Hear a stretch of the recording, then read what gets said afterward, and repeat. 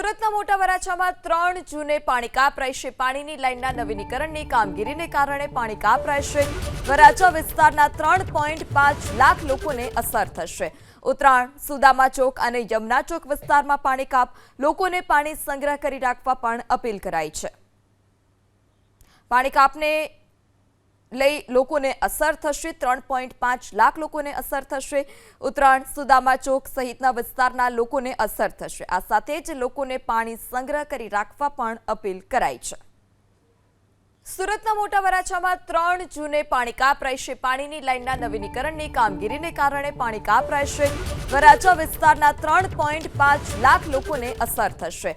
ઉત્તરાયણ, સુદામા ચોક અને યમુના ચોક વિસ્તારમાં પાણી કાપ, લોકોને પાણી સંગ્રહ કરી રાખવા પણ અપીલ કરાઈ છે।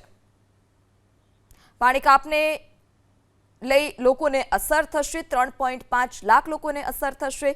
ઉત્તરાયણ, સુદામા ચોક સહિતના વિસ્તારના લોકોને અસર થશે। આ સાથે જ લોકોને પાણી સંગ્રહ કરી રાખવા પણ અપીલ કરાઈ છે।